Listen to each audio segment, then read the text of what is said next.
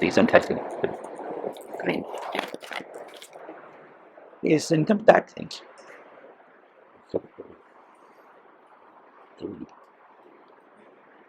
Once again, and very glad and happy to be with you. This is going to be my last session. I hope you're all very happy about that. Right.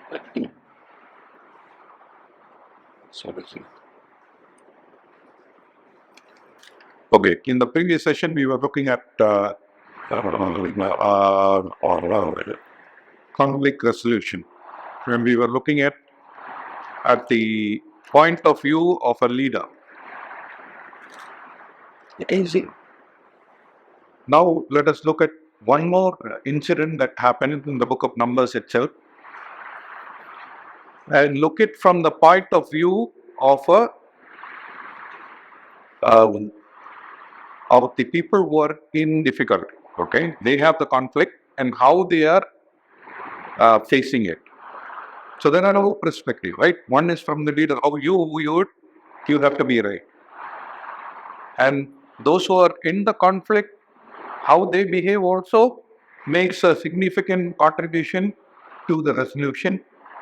And sometimes it makes a huge impact. Let us turn to the book of Numbers, chapter 26. We're going to read verse 33.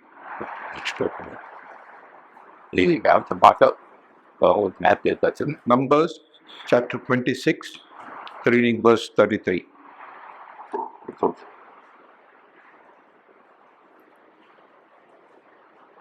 And Zelophehad, the son of Hepher, had no sons, but daughters. And the name of the daughters of Zelophehad were Mahlah and Noah, Hoglah, Milcah, and Tirzah.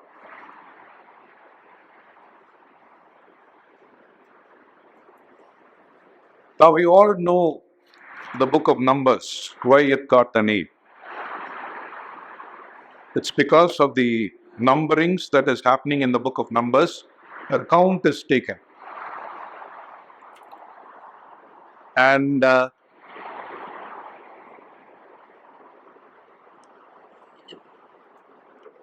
taking count of the people of God is not an easy, it's not something that anybody can do.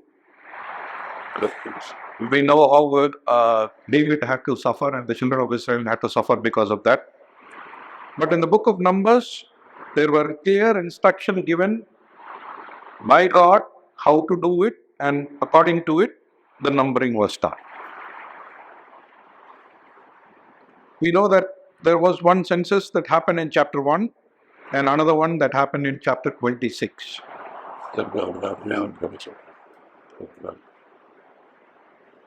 One minute. I think there is a battery problem here. So, both the numberings that happened in chapter 1 and chapter 26, we know that there was a purpose for that counting. Yeah, battery is there? Doesn't invite you. You're actually dead, is he? It is so strange to do. Both on the head and give us a check.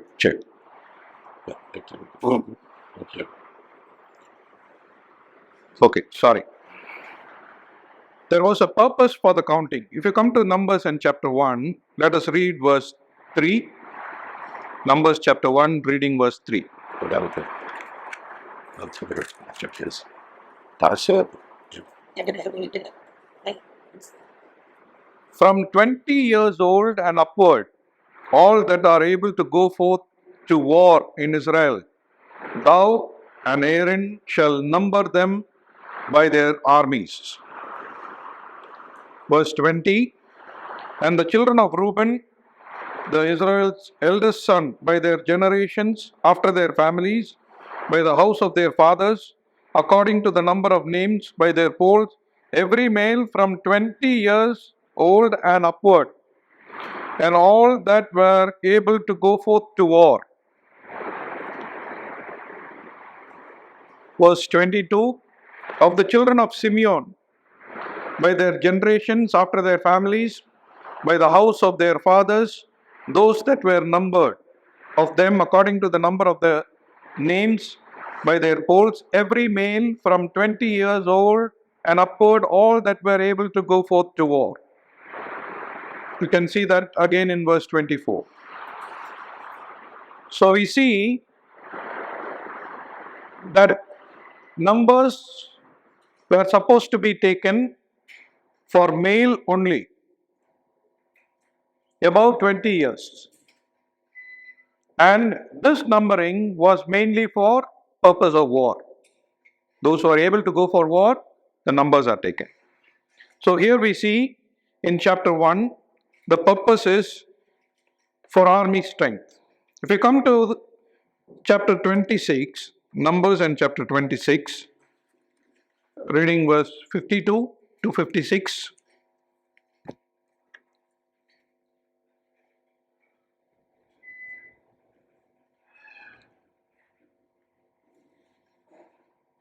Numbers chapter 26, reading from verse 52.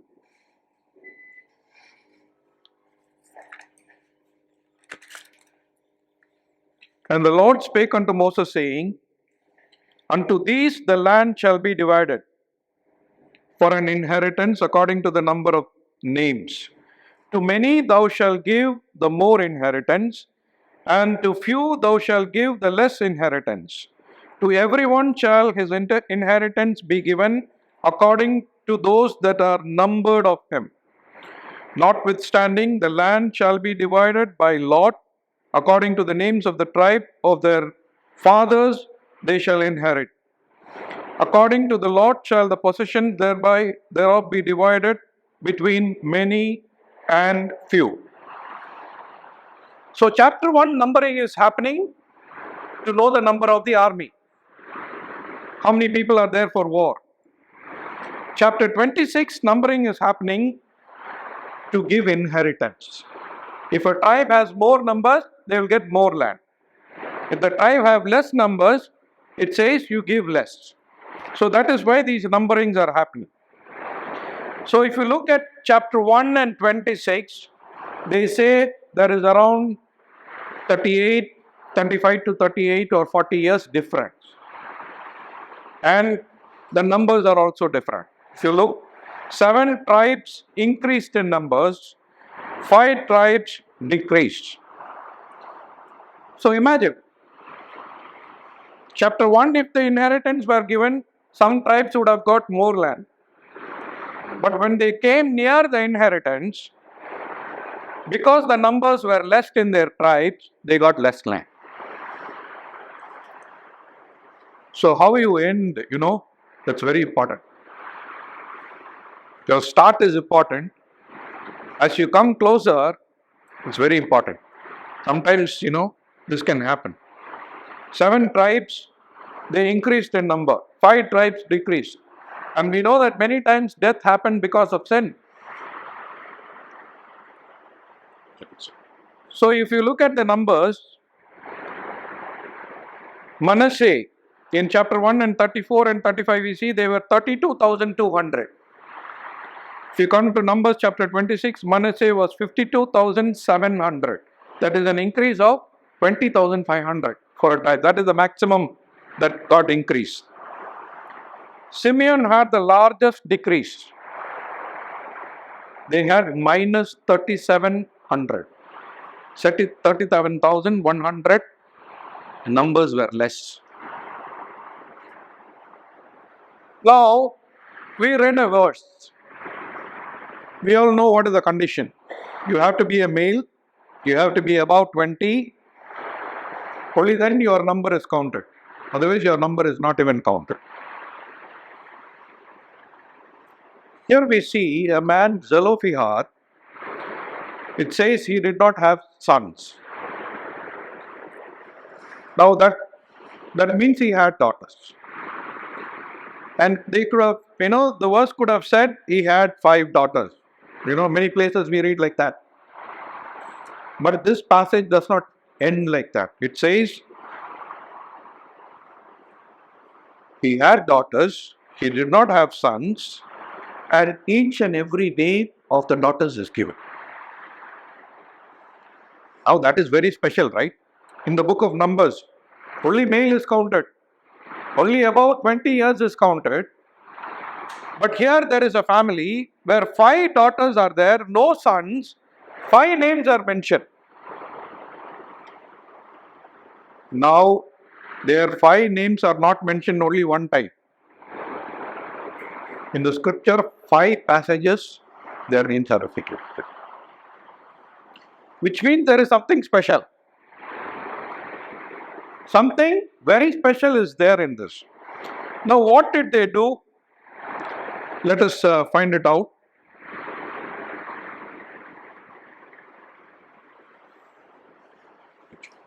Only male are counted, which means there is no son in this family. They will not get inheritance. Did you understand? There is no sons in the family. They are not counted. They are not recorded. Only if there is sons you will get an inheritance. These only daughters. What is their mistake? What did they do wrong? Nothing. See, many times we also face situation like this, where we are in a disadvantageous situation, where it is not because of what we did or anything, right? But we face some issues, problems, and it really hits us very bad. And we are in pain, worried, in tears. What did we do? No, nothing. But there is pain happening. Now, if you are in a situation like that, what to do? That is what we are going to study. Here we see daughters of Zelophehad. Come to Numbers in chapter 27. Let us read words 1 and 2.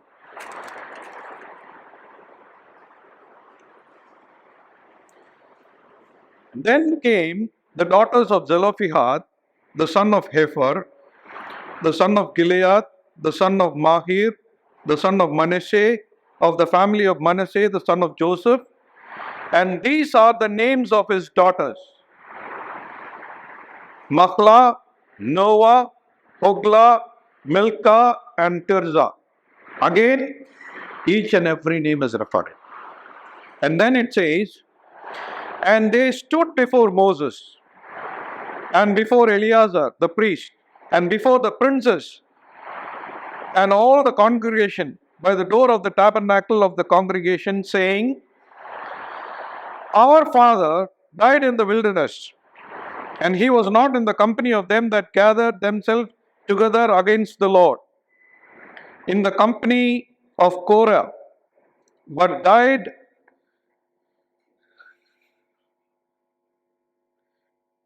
in his own sin and had no sons. Can you imagine the situation? 5 daughters, no sons. What they could have done?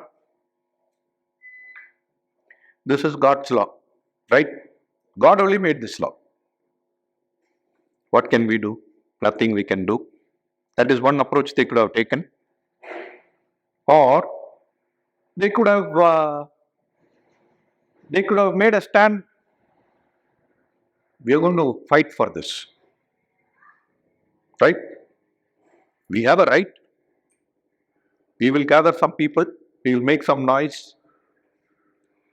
We will generate some issues and see what we can do. Whether it will happen or not, that is second. But the way they handle this problem, that is very exemplary. That is something that we have to learn. So here we see, they came and stood before Moses, before Eleazar, and before the princes by the door of the tabernacle of the congregation. Now, where you take your problem, that's very important. Do you know that? where you take your problem. You have a problem. Now, where you take it, it will show your motive. What for you're taking it. Suppose if I have a problem with Brother Shaji, yourself. what should I do? Huh? Go to him. If I am not going to him and going to any other person, my motive is not to solve the problem, right? My motive is not to solve the problem. My motive is something else. If I have a problem with him, I go directly to him and solve it out. Fine? Set right everything. If I don't go to him, I go to any other person, my motive is 100% wrong, right? Where you take your problem. This family, they had a problem. And this is a problem that cannot be solved by anyone. God's law. God gave this law. How can you go and ask any questions on God's law? Nobody can ask, right? That is the situation where they are. Totally disadvantaged. Nobody can do anything. They are in a difficulty. And who is the reason? They are not the reason. They are not the reason for the problem. They are facing a problem. And it is God's law. Everything is against them. Everything is against them. But they decided they will take it to the right place. Take it to the place in the tabernacle. Go to the place where Moses, Eleazar, all the leaders are there. Just think, no?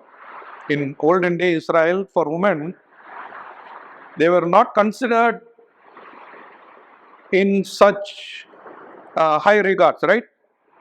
To go into the tabernacle, go and present it to leaders.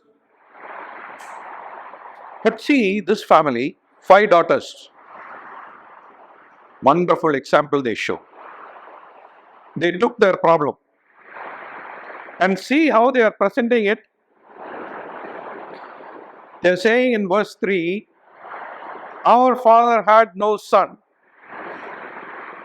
So no son, that is their problem.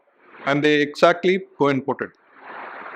Secondly, they are saying, our father was not a rebel against the leadership of Moses like Korah. He did not join with them. So here we see 5 daughters. They are taking the issue and they are very clear in what they are presenting. Very good. Well, Just now, before coming to the top, 2 brothers came and they were asking about the photo that was there in the house, or my father, grandfather, and my grandfather's father. And then they were telling that my sons, they did not know all the names and all. Look at these 5 daughters. They know everything. They knew what happened to the father, what he did not do, what he did. They know the history. And then they are very clearly they are presenting it. They knew the law and they knew how to present it very clearly. They are going and doing it.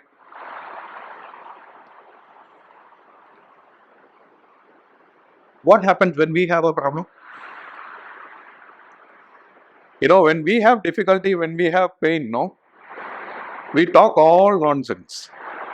Everything that is not related, everything that is not connected to it, we'll, connect some all unwanted things and we will talk. No clarity of mind. But look here.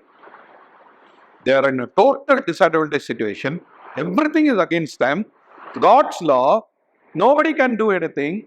But still, look at their thought clarity. Very well, they are going and presenting it. I mean, champ.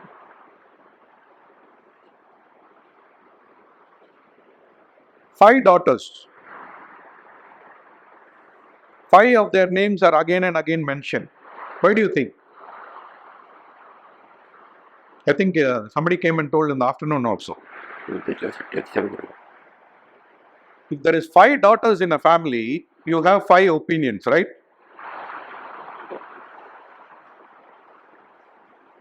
Everyone will have one opinion. And at least 3 will be against 2, definite. Here 5 of them. They are all together. Unity. Everything is against, but 5 of them are together. Now you tell me, what made them to go forward in this? What do you think? What motivated them to go forward in this? On that one, right? What is that? God's faithfulness and good. God's faithfulness. I mean, look at this. No that well, you beat me up. Never left it off this. Okay. Even though it is not there, we have to approach. Okay. Because the brothers, Yeah. or the Hebrew about it, They wanted their father's name to continue. but you this starts the mouth is up though. Okay. Okay. That is the way, the method how they did. Okay. But what is the inner motivation to even take it up? What needs to be the plan? Okay. God's promise is there to give the land, not for them. Right? As for the law at that time, We're going to the church. Not even wanted this community. You think with more that up? their faith in God, There's only more. they know that their God is not partial. That is the trust they had in God, right? The law is against them. Situation is not favorable. No sons. Everything is against. But their faith in God, my God is good. He will do good for me, right? That faith they have. All 5 of them. Everything is against me. All situation is not favorable. But my God is good. What a faith. If they have, see, imagine if they have taken this problem to somebody else. Do you think they would have encouragement? Nobody would have. Everyone would have discouraged them. But these 5 of them, in their home, they discussed and they said, our God is good. He will do good for us. That is our God. That faith they had. Do we have faith? When we are in the lowest, when we are in the most discouraged time, do we have that faith? That my God will do good only. That is the time when we are like, right? We question God, we ask all questions and compare with ourselves with other people. There, so look at what he did and see how good he is. All these things we did. I know, and I But here, 5 daughters in unity, in faith in God's goodness, they take it to the right place, to Moses. And they state it very clearly. Look at verse, and look at the reason they are saying. The father died in the wilderness. He died in his own sin. He did not have sons. Verse 4, why should the name of our father be done away from among his family, because he has no son? Give unto us therefore a possession among the brethren of our father. Very clear. father died in the wilderness, not because of his own sin. He did not have son. He did not rebel. Why should his name be taken away? And look at the response, verse 5. And Moses brought his cause before the Lord. He did not say, hey, go away, this is not. That was a valid thing, right? It's a very right thing. And rightly done. In the right place, to the right person.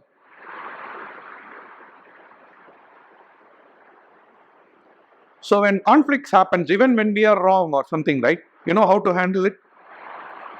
We thought about it from the leader's perspective. But if we are in the problem, where do you take it? Where is your faith? What is your faith? On whom is your faith? On where? How do you present it? On what basis is your argument? Yes, yes, Guru. On whom are you trusting for that? Everything is so clear. So here we see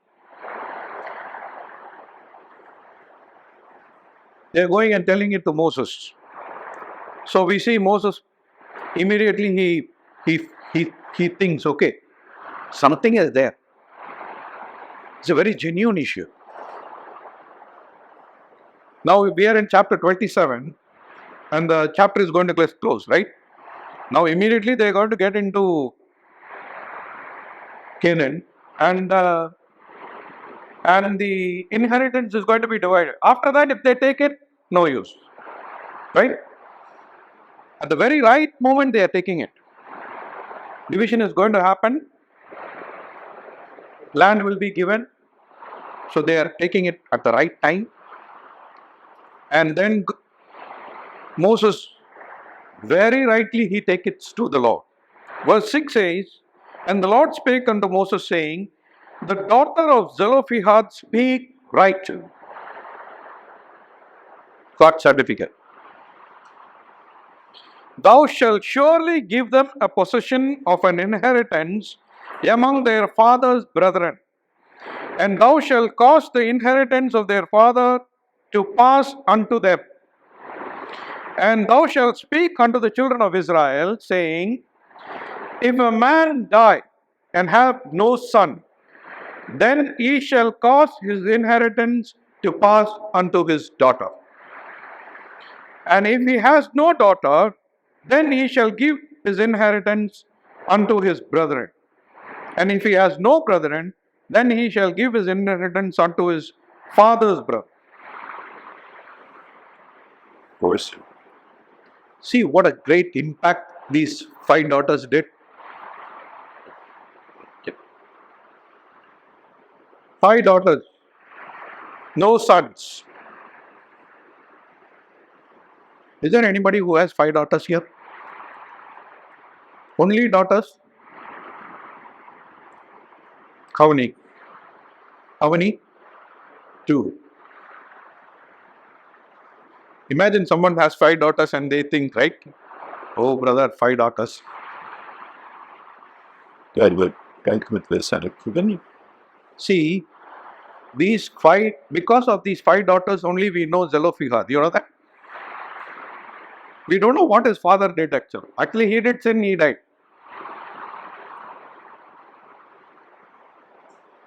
But these 5 daughters, because of them only, the father's name also is coming out. So here we see how to handle a problem. Where do you take your problem? What is my motive? Sometimes when people come and say some problem, you wonder, no, sometimes, why is he saying this to me? You know the intention, right? You don't have any connection to it.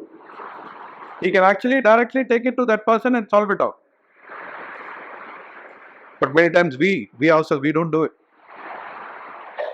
Where do you take your problem? To whom do you take your problem? Very important. So first session we saw how a leader has to do it. Now we are seeing how a person who is in the problem, how you have to take it. So when you know both sides, you will get a general idea about, how to solve an issue. So here we see God is changing the law. He's bringing a new law. Why? These 5 daughters, they thought, okay, this is very genuine. We can make a protest. We can make an issue. No, they did not want to vote. They first came together, 5 of them, in unity. They trusted in God. They said, our God will definitely, He will not be partial. He is good for everyone. That was they. And they took it to Moses. When everything was against them, when every law was against them, they did not have any chance. But even in that situation, when they rightly approached it, God said, what they are saying is right. He will make a new law. Even today this law is there. Even today this law is there. What an impact! When you handle your problem right, your impact goes generation after generation. This is beside you. Daughters of Zelophehad, each and every name given.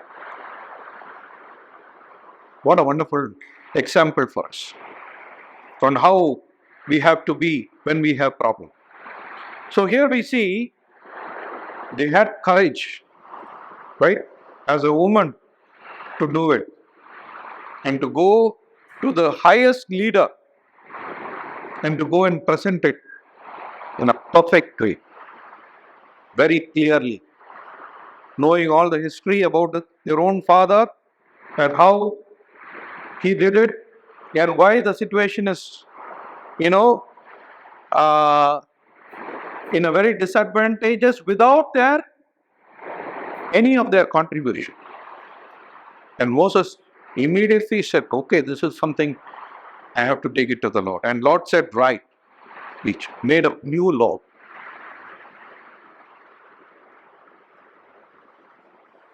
So here we have an example. We all have problems, right? We all face problems. There is nobody who says, I don't have any problem at all. But how you deal?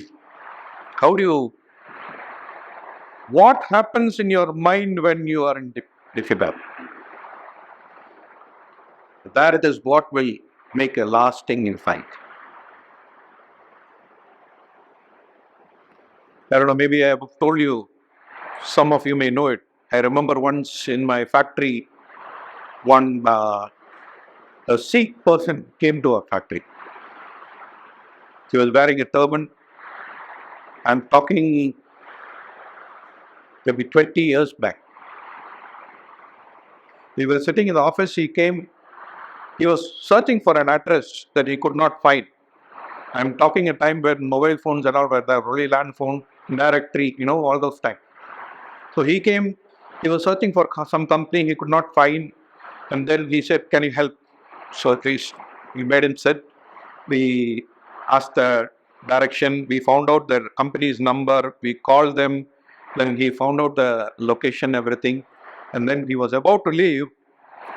And then he asked a question. I'm talking some 20 years before what happened. I'm saying, can you imagine how impactful that conversation is? He asked, are you born again believers? Are you born again Christian? There was a Bible on the table and we just had normal conversation. When he said born again Christian, it's not a word that everyone uses. And a man with a turban, Sikh. So we said, yes, we are. So we asked, you? Yes, I am also born again. So we asked him how. So he said, it's a long story. So his daughter went to study for engineering out of state, to some other states to study for engineering. She went there, she got saved. And she was a secret Christian. She comes and tell at home, they will kill her. Nobody knew. When she was in her third year, she got cancer. She had to stop study and come back home. She came back home. Till then, she used to lock her room and read the Bible. But when she was in her cancer treatment and doctor said she will not survive for long, then she started openly to read the Bible at the room. And parents also, they were surprised. But they said, okay, anyway, she's not going to live long. So let her live. So like that, her last few months, and then she died.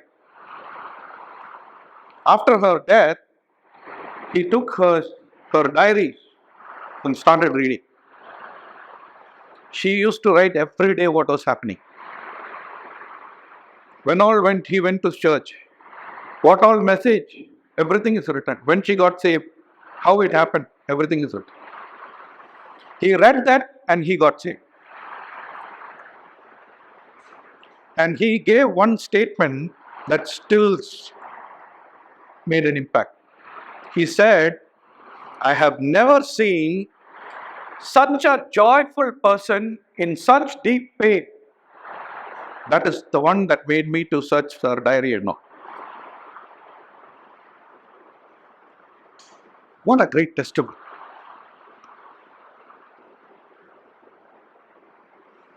She does not know that her father got saved. Her father and wife, family got saved. She died, and when she meet in heaven, there will be a big surprise when they two meet, right? In your deep pain, how you faced it, that made the difference. The home where gospel is so difficult to penetrate, God saved her. Imagine, right? A person gets saved and then she got cancer and dies. What we say?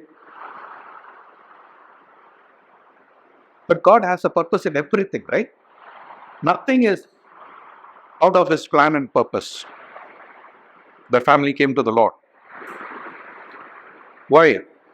In pain, in problem, how do you begin it? That makes the impact. So here we see they were in difficulty, but they did it perfectly. God made a law specifically for this situation. And for generations to come, their decision to take it to Moses and to the Lord, that made the difference. Now, okay, the law is done. Come to chapter 36, Numbers and chapter 36. That was in case we done this, it was like, should we come on? Read verse 1, 2, and 3. Numbers chapter 36, verse 1, 2, and 3. It's hard with the detail of the mad course that you how many well the detail up there is the thought of my reading both out man I say the cloud thunders of the false thought the said meal and will be both positive and we held up these said it and the genie caught out of the detail of the man said that the mouth and covered my relative diesel that about in the elder flight loves give a dividend or to that. Then my mother was to have it by the road to give the editing cup, due effect, our the other what to lead them. That needed the men, even many of the fun about other added of the given of either. Then said their inheritance depended on the inheritance of other. And said we give to the inheritance on the type while outing. They are received. Those are be making come the work of our inheritance. Okay. So firstly, they had a problem, right?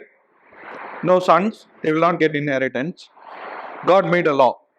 Said if there is no sons, the daughters will get it. Now the leaders of this tribe, they are coming to Moses with another plea. Now they are saying, see, you asked, God made a law for the daughters of Zelophehad. That's right. Now they will get the inheritance. But if they get married to somebody else in another tribe, okay? So what happens? In the year of Jubilee, the land will go to the next supply. So this tribe will lose some land. Firstly, they have a problem, unfavorable to them. They got a favorable law they got. They are very happy. Now the leaders are coming and saying, okay, now, suppose if this happens, then we have a problem. And look at them, they also brought it to Moses only. They did not gossip around and make it a problem. They brought it to Moses and said, suppose if these daughters are given, if they be married to any of the sons of any other tribe, then shall their inheritance be taken from the inheritance of our fathers and put to be the inheritance of the tribe whereunto they are received. So we see the problem is reversing now. So look at verse how this is being dealt. Moses commanded the children of Israel according to the word of the law, saying, the tribe of the sons of Joseph have said well. Okay? Now this is coming against them. This is the thing which the Lord does command concerning the daughter of Zelophehad, saying, let them marry to whom they think best, only to the family of the tribe of their father shall they marry. So shall not the inheritance of the children of Israel remove from tribe to tribe. From every one of the children of Israel shall keep himself to the inheritance of the tribe of his daughters, of his fathers. So there is a sub law coming. Okay? They will be given inheritance, but they have to marry within the tribe. So now there is a restriction. Means they cannot marry anyone they like.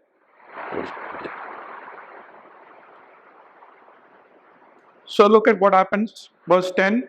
Even as the Lord commanded Moses, so did the daughters of Zelophehad.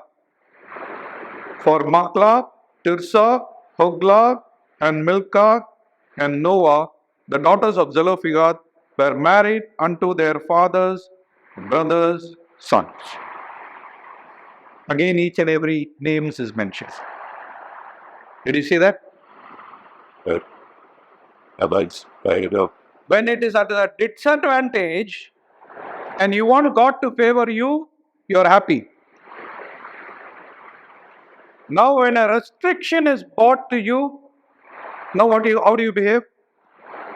How you will behave? Only when it is an advantage we are happy, right? We'll say, okay, we obey God.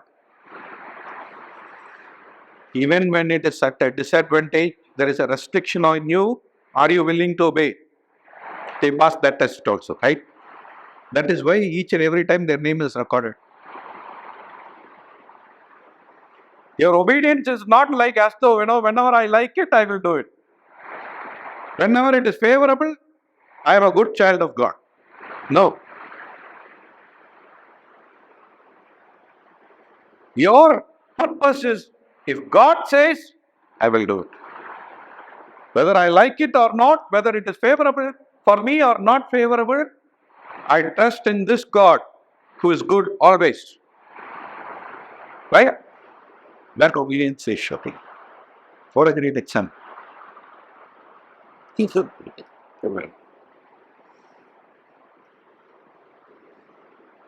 See, so when this law was given, then they married only within the tribe. So their marriage happened only after that is what I believe. So imagine at what age they would have gone, very young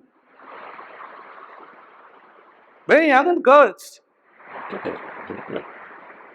But what faith, what clarity of mind, how to apply.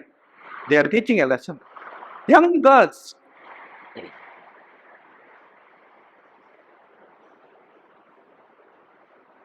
Yesterday, last time also we saw about a woman leader. Here again, 5 daughters of the Lopivan teaching a lesson to us. What we should do when we are in difficulty. When everything is a disadvantage. We all face so many issues like that, right? What we should do, how we should do. Very clearly they are showing an example. See, when the daughters of Zelophehad came in with the issue, their issue was, our father's name. He should have inheritance. That was their motive. That was their purpose, right? It was not any selfish, we also want land. No, it was not like that.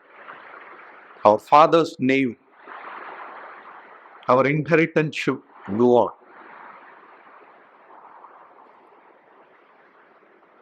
And when the leaders came, they also had a very good motive.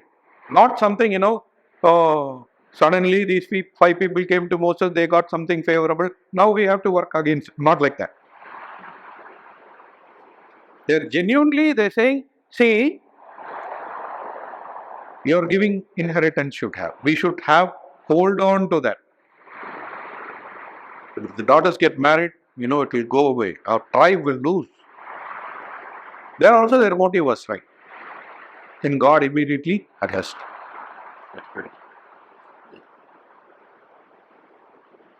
We know in scriptures people who did not value inheritance, right? Who are they? Yeah. Esau. That's all. The lost son. Yeah. Prodigal son.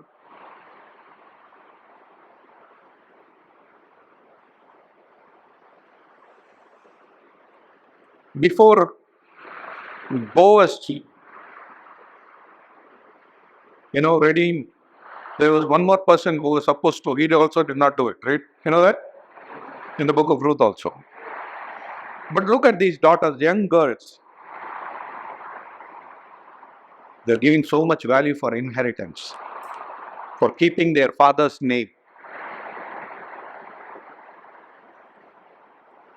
God honored them. And then you see in Joshua chapter 17 also their name comes when the inheritance is given.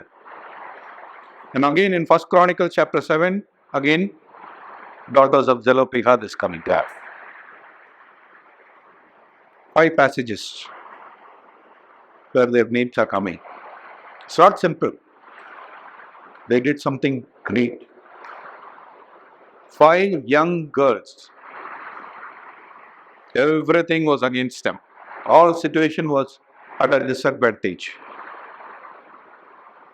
How to handle a crisis or conflict, they teach to us. And it was based on their trust, faith in God, and the importance they gave for what God also gave importance to, right? Inheritance, name of the Father. Not only when situations are favorable, when it is to be restrictive on them, they are ready to obey. That is where we differ, right? That is where we have failed. We always want our personal interest to be guarded first, then we will obey. They were not like that. Whether it is favorable to us or whether it hurts us, we will obey God. We will obey what Moses is saying, what God is saying. That heart they had, all 5 of them. When they were favorable, 5. When it is not favorable, 2. Not like that. Right? That is why their names are again and again repeated. We have to learn a lesson. How to handle conflict. How to behave when everything is against us. You're all come from North India, and many times, we get into difficulties. Especially when we are not even a reason for it. We know a lot of things that is happening in Manipur now. Churches are being burnt and demolished with all support from the higher authorities. Everything is under unfavorable, disadvantageous situation. Anything can happen. But for a child of God, our hope is not on the government or any party that is going to come and rule. We trust and faith in God. That is what we do. And how we behave will impact generations. That is what we teach our children. So how we have to behave. May God help each and every one of us. Thank you very much. This was my final session. I really enjoyed studying and also to come and meet you and be with you. May God bless each and every one of you and continue to remember us in prayer also, so that this place till His coming may be used for a lot of trainings. And that was our passion, and it was a dream. I never thought this will happen in life, and God has made it to happen. I'm really thankful to God, and I'm really thankful to our family also. If it was my own way, I don't think I would have done this at all. I have a wonderful brother. We both run our business together, and I have my wife, who's been my great support, and my whole family. I have 3 sisters and all their children. Some of them are working from home here, so that everything goes well here. And my children, everybody, when we come and take a break, we all come together. 15 or 20 of us, all families together, we come and stay here. And otherwise, we use this for training. So remember us in prayer, and definitely may God help us to meet again in different other occasions also. I thank Viju and Frenchy for opening this opportunity for me, and I'm really thankful to God for that. May God's name be praised.